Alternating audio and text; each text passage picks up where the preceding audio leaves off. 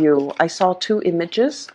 The first one is a little bit strange. I see like a very prehistoric landscape, and there are like, Neanderthal or cavemen, okay? Everything looks very cartoony. So I see this caveman. He's very stocky looking. He's half naked, and he's wearing like an animal skin loincloth, okay? He's heading towards his cave. And he's got like a mace. It's made out of like some type of an animal femur. And he's holding it on one hand and kind of like resting the end of it on his neck. It looks like a baseball bat, but it's made from bone.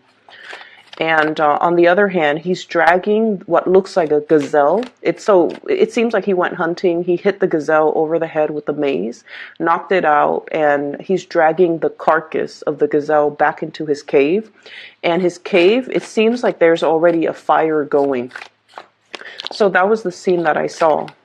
And the image that I got from this is, it's very much about survival. Okay, the daily functions that we have to perform in order to sustain ourselves, okay? So the whole concept about, having this gazelle, he's probably going to skin it. He's going to reuse the skin to make like a new piece of loincloth for himself, possibly. And then he's going to, share the meat or eat the body with the rest of his kinsmen, because it seems like there are already people with the fire going inside the cave, okay? So that's the first thing. The second thing that I saw is I see the same man, but you don't see him. You kind of see his hand.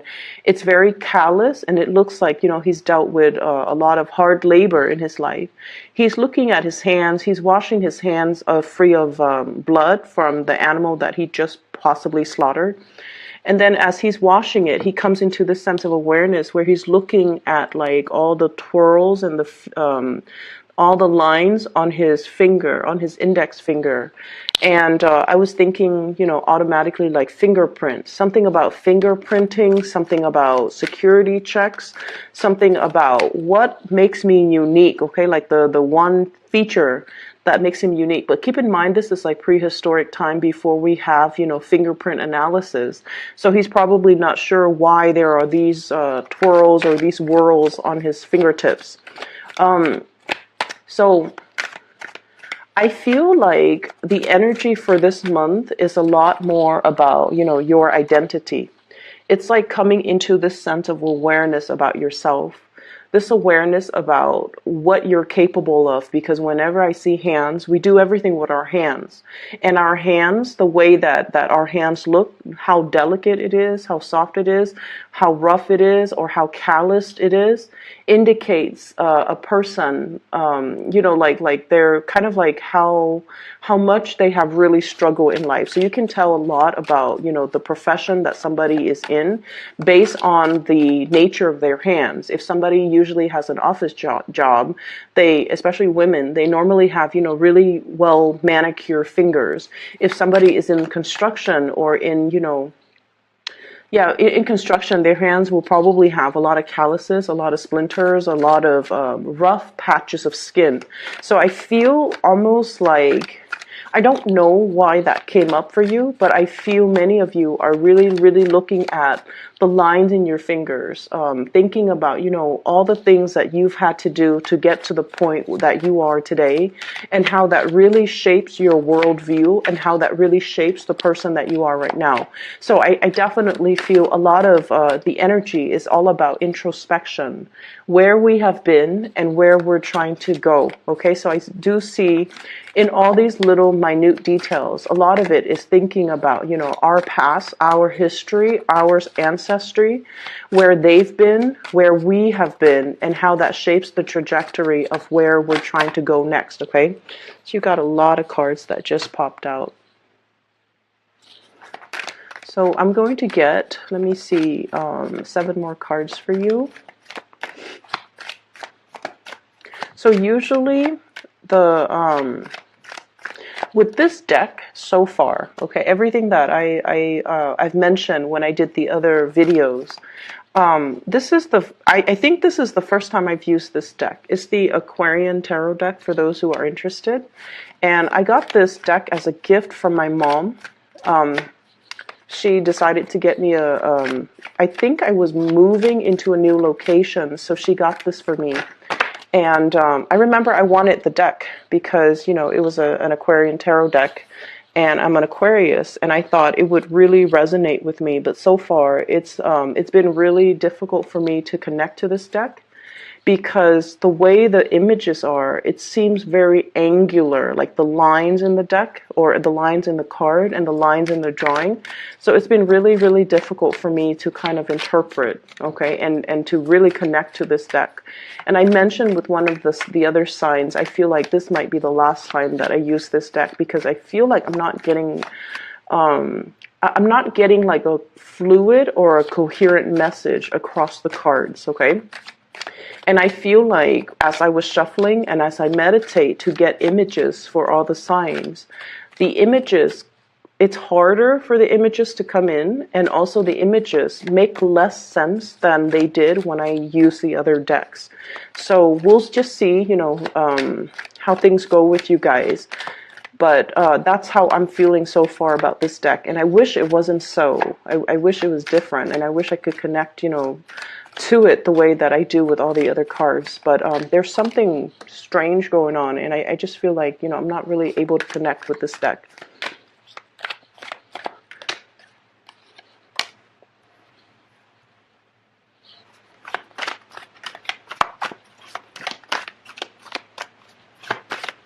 Yeah, and the way I read the cards, I usually do like tarot card interaction.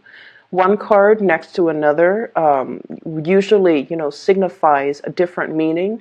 So, for example, if you have these two cards and their innate meaning could be different depending on their placement in the spread. And I feel like with this deck, I kind of have to read them one by one by one, so it tells less of a coherent story. And that's just, it's different from the way that I normally read. Okay. So let me just, first of all, the two cards that really stuck out here, the first card out of the spread, we have here the High Priestess. And the High Priestess usually denotes our intuition kicking in overdrive. Okay, so this is heavily about trusting your intuition, information that comes through from a sense of knowing. Okay, but the way that this card fell out, it's right on top of the Six of Cups, which denotes to me children. What I'm feeling with this energy overall is I feel like for those of you who are in a capacity where you are dealing with children, where you're watching over them, you're taking care of them, I feel almost like you're learning a lot more about yourself through the interaction with the children or the younger people in your life. And I feel for many of you, the High Priestess, she's not like, she's a very, very wise woman, okay? She's been through a lot. It's almost like the Queen of Swords. She's been through a lot, and she has a very loving but very, very detached air about her. Okay, this is somebody who's not warm and cuddly. It's somebody you come to for advice if you're looking for the honest truth and you're looking for, you know, spiritual guidance, but it's not somebody that you can come to and just vent to, because she is the person that, you know, gives insights, gives wisdom. She's not somebody that you can cry your eyes out to, and she's not the one that will just listen when you want to vent, okay? And the energy that I'm picking up from this spread is I definitely feel for many of you, there is a sense of like learning to lovingly detach from a person that you care greatly about. It could be emotionally detached from the children. If you feel like, you know, you want them to be self-sufficient, you want them to be capable, you want them to just be independent, you kind of have to release control a little bit, and you kind of have to let them make their own mistakes, and you kind of have to let them live their life, okay? I feel like for many of you, you're coming into this sense of awareness where in the past, you might have held on to something really, really, it's like hanging on to dear life in a situation, wanting a specific outcome, And so you might have tried to actively control the situation. And this is a month where you start to release control, where you start to realize that, everybody has their own way that they want to live, and it's not our place to kind of like, interfere with that process. So on the one hand, they might come to you for advice, and you might have a specific course of action that you want them to take, and you want to make it clear that this is where you should go. But I feel like you're learning loving detachment, where if they're coming to you asking for answers, asking for advice as to what they want to do, you're going to be very impartial in letting them know all the possibilities, all the different routes that they could take, and only hope that they would do what's best for them. So what you want, I feel like you're putting that on the back burner. What you want for the other person to do, you're putting that on the back burner because you want them to live out their destiny, and at the same time, you want them to learn. So you're taking a little bit more of a hands-off approach. I'm going to show you all the possible paths that you can take, but ultimately that decision is yours. So I see you taking a step back, exercising loving detachment with another person that you really care about. This could be children. This could be somebody in your life that you are, really, really, truly in love with. But you know that you cannot interfere with their life path, with their life destiny. Just like that twirl in each individual's fingertips, everybody has their own unique path in this lifetime, okay? No two paths are the same, and that's why fingerprints are all very, very different from one person to the next, okay? It's like the little nuances in the lines, in the twirls, in the little crevices in our hands. Everything is unique. Everything, it seems like there's, grand design in place, but the overarching message is that everyone has to, live out their true destiny, their true path. And we're not in a position where we should steer somebody to do something that we want them to do. So I feel like you're coming to the realization that we can try to control, but ultimately it is wrong for us to overstep our boundaries or to kind of like manipulate a situation to get the outcome that we're looking for. Because when we're dealing with another person, we really cannot interfere with their free will. Okay. On the tail end of that, I'm feeling like many of you are really, really thinking heavily about situations in your life. So this is a spread that is very introspective. You're thinking about a decision in your life where you were so emotionally invested in another person and you wanted a specific outcome. And I feel like you might have wanted the other person to take a specific course of action. And you start to realize that, the more you push, the more that energetically they resist. They might not resist you outright. They might not tell you, you stay out of my business. But I feel like the more you try to control it, the more that it slips your fingers, the more that it slips through your fingers. So the best that you can do is, just sit there and wait for them to arrive at the best decision when they are ready. I see a lot of people who might have been parents or grandparents. And for those who are parents, especially for those who are single parents, okay? I'm sensing that, I don't know what it's like to be a parent. I don't have children. But I feel like a lot of us, when we have children, we see the children not for their biological age, but for the fact that they're always going to be children. We watch them grow up. We change their diapers. We feed them. We clothe them. We watch them when they're napping, when they're sleeping. So there's definitely this maternal, paternal, overprotective energy that is triggered within us, right? And so no matter how old the children get, they can be in their 30s, they could be in their 40s, they're always, in our eyes, they're always going to be our babies. And so even though they have really progressed, even though they've had a lot of education under their belt and a lot of life experience, we always see the children as somebody that needs protection. And so as parents, we might overstep our boundaries and we might try to control the choices that they make, the decisions that they make. And the more we try to control, the more it backfires. And so you're looking through almost like watching a movie reel of all the decisions that you've made in the past, especially as it pertains to people that you love. And you might have realized that, I controlled the situation a little bit too much. I should have done this, but instead I did this. I should have, I was too overprotective, and I made them do things that I thought was good for them, but in the greater scheme of things, it wasn't good for them because it didn't teach them about self-sufficiency. It didn't teach them about trusting that the choices that they make are the right choice, and I feel like it disallowed them from making their own choices and living with the consequences of their choices. And so you're really analyzing, what it means to really be a parent. How much do we try to control and how much do we try to relinquish control?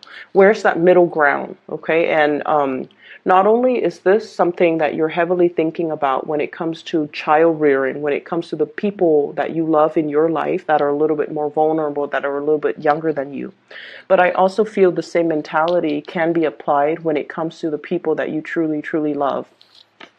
The Six of Cups is a soulmate connection. And this soulmate connection usually means like it's something that is a past life energy. There is a soul contract between two people to come together in this lifetime. And whenever I have this soulmate type of connection, it usually denotes a lot of, it's like somebody that you're magnetically very, very drawn to. Okay, and we all have experienced that soul connection with another person where they just enter our lives and we feel like we've already spent a lifetime with them. We know them in and out. They trigger us. There are certain emotional triggers that they bring into our lives. The emotional awareness, but also the triggers, the abandonment issues, the fears, the insecurities, and at its best, the soulmate connection can also denote a situation where you're with another person and you feel this overwhelming sense of calmness and serenity that you don't have with other connections in your life. Okay, so at its worst, it can trigger a lot of dormant emotions, but at its best, it gives us a sense of calmness, trust, and serenity. So I definitely feel for many of you, there is a soulmate connection that you have with another person. And I feel like the other person is somebody who's very, very spiritually evolved, okay? They are a nurturer, they're a caretaker, they have a very detached air about them, but they have a really beautiful, gentle heart and a very loving soul, and they really want what's best for you. For some of you, this could be a romantic partner. I do see that. And then for others of you, this could be somebody that is, I do see an age gap, and I do see like a generational rift where you see things from a different angle. You might be the one that is a little bit younger, whereas the other person's a little bit older, okay? So this is your energy here. We have here the Knight of Rods. This is the Knight of Wands. This is somebody who's almost like the Fool. Okay, the imagery with the little baton resting on his shoulder. It's somebody who's very excitedly starting out on a new life. So they have a new lease on life. They're starting out on a new life. There's a lot of hopeful energy associated with this knight. He's very passionate. He's very excited. He's very truthful.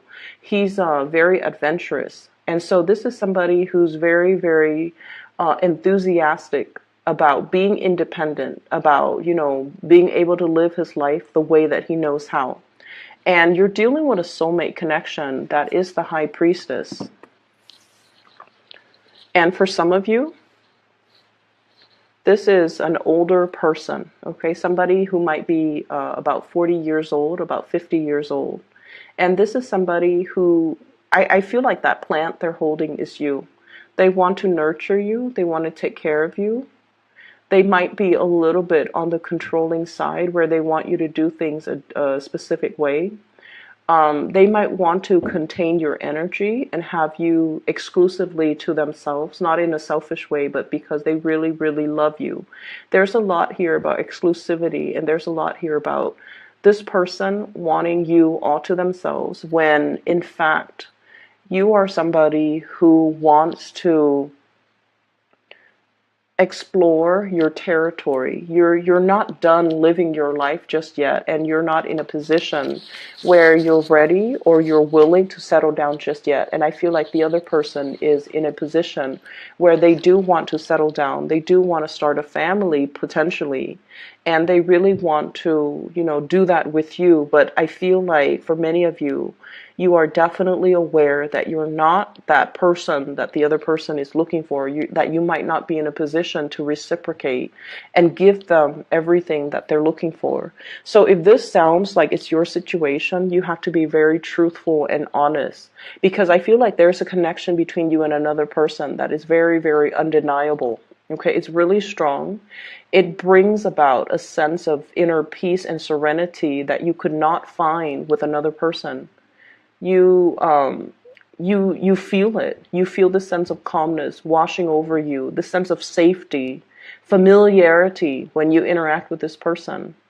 And they sense it too. But I feel like this relationship is a little bit too, it's not enough for you. And if you can, honestly admit that to yourself, this relationship is not enough for me. And make your choices accordingly so that you don't end up hurting this person. If you're not ready to be in a relationship with this person the way that they want you to be, you have to be truthful and honest with them so that they understand, so that they don't sit there and wait for you, so that if you enter into a union with them when you're not ready, you might end up feeling resentful. You might end up, breaking off the relationship and really hurting them. Or you might feel like over time that the relationship is not enough for you, where you might step out of the relationship. So I feel for many of you, you're at a major crossroads pertaining to a significant relationship where there is definitely a soulmate energy. Okay, the two of you have this really, really beautiful potential for a very beautiful union, but the timing right now is not just right. For some of you, you might be dealing with an earth sign. This is a Taurus, a Virgo, or a Capricorn, sun, moon, or rising. And then for others, I'm getting a Virgo energy, as well as a water sign, Pisces, Cancer, or a Scorpio. And I feel like the love is very, very undeniable. Like two people really caring about each other, wanting the best for each other. Because with this Six of Cups, it's a card about innocence. Okay, when we're dealing with like that puppy love stage, children don't hold grudges. They don't keep scores. They can hold hands, during recess and be happy. So I feel like, two people wanting to bring their best to a relationship. Somebody is like, this is what I have to offer you. Whereas the other person, it's all like, I still want to live my life. I still want to explore. I still want to date around a little bit. I'm not ready. And if you can honestly admit to the other person, I really care about you, and I might even say I love you, but I'm just not at a point where I'm ready. And then for others of you, there's a lot of heartache here. We have the Three of Swords. And the Three of Swords in this deck, it deals with a situation. There's no blood coming out from the sword. Okay, so it's a situation that has been like this for quite some time. And we have here an earth sign, Taurus, Virgo, or a Capricorn with the Five of Swords. This is somebody that has really, the thing about earth signs, I see a lot of coupling between Sagittarius people and earth sign people. Earth signs are very, very practical, okay? They're pragmatic. They do things. They don't sit there and talk about things. And I feel like for a lot of fire signs, you guys need a lot of declarations of love, okay? It doesn't even have, you don't even have to be a Leo. It could be like, any fire signs, like Sagittarius, Aries, or Leo. But it doesn't even have to be the Leo people, but you need a little bit of ego stroking. When you do something great, you want to receive a gold star. When you do something that you're very proud of, you want the other person to tell you, you're amazing, you're ingenious, I'm really proud of you. I am, you're very, very smart for having thought of that. Like I feel like you need that validation. You need that ego stroking in a way. And you need that verbal affirmation of love. And I feel like this is a person that doesn't operate that way.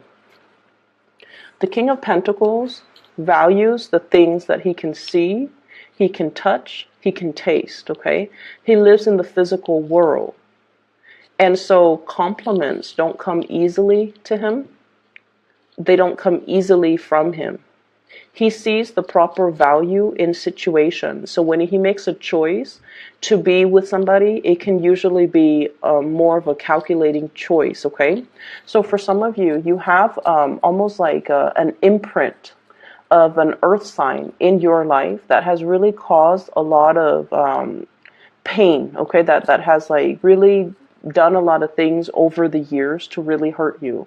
This is, I want to say, for some of you, this is like a relationship partner that you always will remember. If they're already in the past, you will still always remember them because you care about them so much, but for whatever reason, there's a lot of heartache associated with this. For some of you, you could still be with this person. There has been a lot of arguments. There has been a lot of strife. There has been a lot of disappointment that this person has brought into your life. And I feel like they're showing you a side of yourself that you're not really comfortable seeing. You value your independence and almost like you value your independence. And I feel like this person, for whatever reason, made you realize that you needed their affirmation, you needed the confirmation of their love in a way where it runs counter to your independence. So I almost feel like they made you feel like I'm not as independent as I thought. If I was as independent as I thought, if I were, very independent, what they think about me, what they say about me wouldn't even matter. But every time you interact with this person, I almost feel like you're not getting what you want out of this relationship. And so I definitely feel here there's an earth sign coming out of the picture. There's an earth sign that's dealing as well with a lot of heartache concerning your behavior, the way that you behave towards them, your kind of like detachment towards them. I see many of you have moved away from them or are actively moving away from them, trying to move away from them. So I feel like this person is trying to reach out, they're looking back at their past too. It's not like, they don't reflect on the past. They're looking back at the past and they're looking at their contributions to the downfall in this situation. I feel like it's somebody who lives with a lot of regret. And for whatever reason, they have a really hard time admitting that they made mistakes. They've had a really hard time admitting how their actions have contributed to the emotional rift between you and them. Okay, so I definitely feel there's somebody here that is mulling over their life choices and feeling like they have made some big mistakes when it comes to you, when it comes to the things that they have done, the things that they have said, and the decisions that they have made regarding you. The Three of Swords usually as well indicates a third party type of an interference. So I feel like they might have let other people get in between the relationship. And I feel for many of you, this might be family. They might have put their family first. They might have also put other situations first before you. And so you felt almost like second best in this relationship. And I feel like for many, many years, it really hurt your self-esteem to the point where your heart becomes a little bit callous, to the point where you try to downplay their importance in your life, okay? You really try your best to tell them that, oh, you don't mean a lot to me. I can find another person like you. I'm not stuck on you. There's nothing here that indicates I can't walk away from you. And I feel like you might have used that kind of like to kind of throw it in their face, to let them know, to kind of like put them in their place, to let them know that they don't mean a lot to you. But I feel like there's a pain in this relationship that you both are carrying. They're suffering from the consequences of their actions. They didn't prioritize you. They didn't see the value in you. They didn't put you first. And then as a result of it, when a fire sign has not been placed first, or when they have been chosen over by another person or passed over by another person, they're like, they turn cold, and they will do everything within their power to let the other person know, I don't need you. Okay, so I feel like there's a situation here where the simple act of communication, honestly, I feel can resolve the situation between you and them, but I don't feel like anybody's really budging. Okay, I don't feel like anybody's really budging. What I have here is the Six of Wands, and I feel like this is you kind of like turning your nose up at the situation and trying to move on with your life. So for many of you, you might have already been separated from this person. You're trying to move on with your life, trying to take care of the practical things. This is a card that denotes to me success, okay? Victory, having making a lot of positive strides in your own life, moving forward with your career, getting a lot of positive reception, getting recognition from the physical environment that you're in, from coworkers, from colleagues, in the professional environment, and using this kind of like as a self-esteem boosting type of an energy. Okay, so I feel like you're not able to find that love and that support from the home environment, and so you're moving forward and trying to make your mark in the world. And I feel like that's the validation that you have been relying on. Okay, if I'm not appreciated in the home environment or with this person that I really, really care for, then I'm going to seek validation in other areas of my life. I'm going to be able to move ahead and push things forward and achieve a lot of success. So in a way, I feel like it's a karmic contract. It's almost like you weren't getting what you were hoping for. You weren't getting that love and that support. And so you had to, it really inspired you to work hard, to be dedicated, to persevere, to move your life ahead in a way where you can look back and look at your achievements and say, I'm a really amazing, special person. That person did not see the proper value in me, and there's nothing wrong with that. It doesn't detract me from who I am. So this is the month where you're coming into the sense of realization that whatever you were doing, I feel like it was to show for yourself or to prove to yourself, I'm worthy. Okay, it took many, many years for you to realize this, that everything that you thought you were doing naturally, just as a part of your, I almost feel like as a part of your destiny, it wasn't so much your destiny, it's that you were looking for a lot of validation. You worked really hard. You strived really, really hard because you were looking for validation from your external environment, because I feel like the people that you were looking for validation, they didn't give you that validation.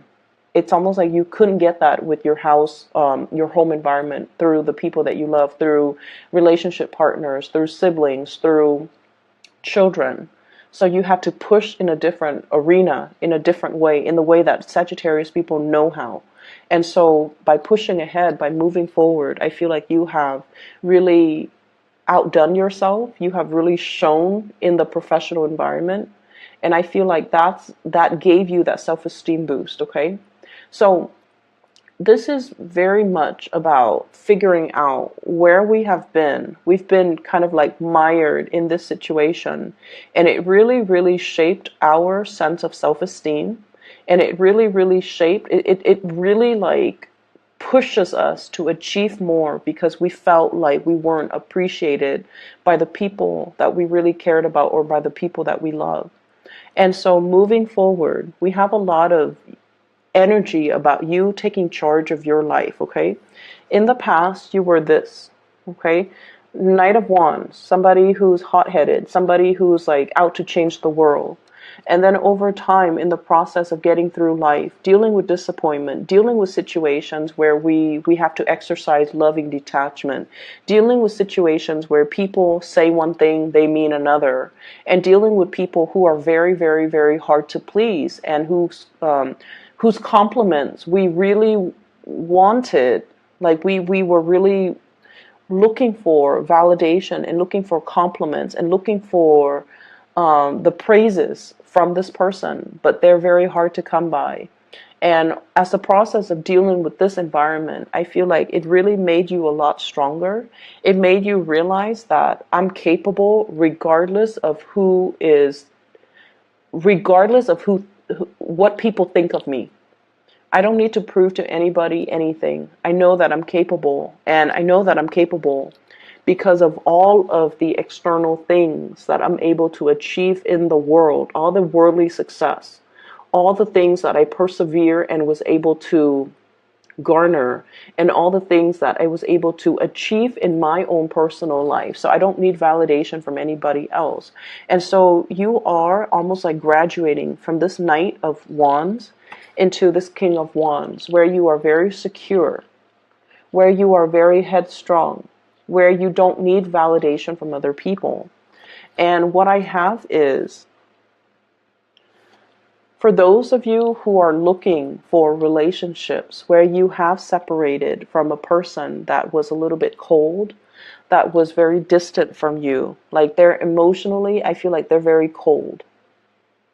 And they might have been a little bit more on the me, selfish spectrum, okay? And for whatever reason, I feel like you've dealt with your fair share of bad relationships, Sagittarius. And I feel like you have something coming into the future where you're meeting somebody who is your equal, okay? Two people looking at each other, two people who are who are meant for the world, who are very, very accomplished, and who have a lot of admirable traits that both partners kind of like value. So I feel like you're meeting somebody who's very like-minded. You could potentially be meeting another fire sign like yourself who you understand, who understands you. So I feel like in the past, you might have been attracted to a specific type of a person that might not have been compatible with you. Moving forward, we have more compatibility, more harmony, more easygoing energy. Like it's more like a fit that is made for you. And it's coming in the form of possibly another fire sign that is going to be coming into your life. But I do feel like overall, the Nine of Rods, the Nine of Wands, is this sense of, this is a sentry. This is somebody who's in a battle position, like gearing up for battle, okay? They're keeping watch and they're very much on guard. And I feel like everything that you've been through with relationship partners that did not appreciate you, I feel like you're on guard. I feel like no matter who's coming in or no matter what the universe is conspiring to bring in for you, you're looking at things with a healthy dose of skepticism. And based on everything that you've been through, you're taking everything with a grain of salt. You're not going to be wishy-washy or starry-eyed about new opportunities. You're looking at situations in a more pragmatic way. Because in the past, I feel like you might have been a little bit hot-headed, jumping into situations without thinking, without having like a 5-year plan, a 10-year plan. Now you're being a lot more methodical. You're being a lot more calculating. You're being a lot more cautious about who you get involved with, who you give your energy to, and you want to make sure that the other person reciprocates, or the other person is in alignment with you, or the other person is on the same page as you before you get involved. So the month of how has that made us the person that we are today? And judging by, everything that we've been through, everything that we've learned, how can we do things better the next time around? So I feel like the energy is all about incorporating everything that you've learned from the past, so that you don't make the same mistakes in the future, okay?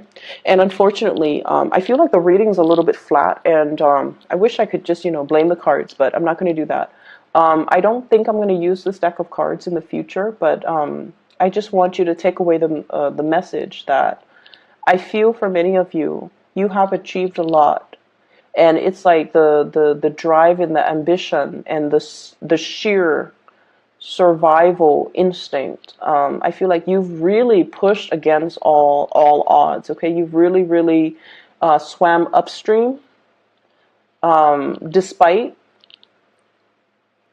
I feel like against all odds, you have made it. You've really shown yourself to be a really strong person, and you are coming into awareness that there are many things that you were very capable of doing on your own, and it's the process of waiting for other people that really held you back in life, okay? Especially waiting around for the wrong people. And so moving forward, I see Sagittarius moving in a very independent way, self-possessed way. You're carrying yourself with pride.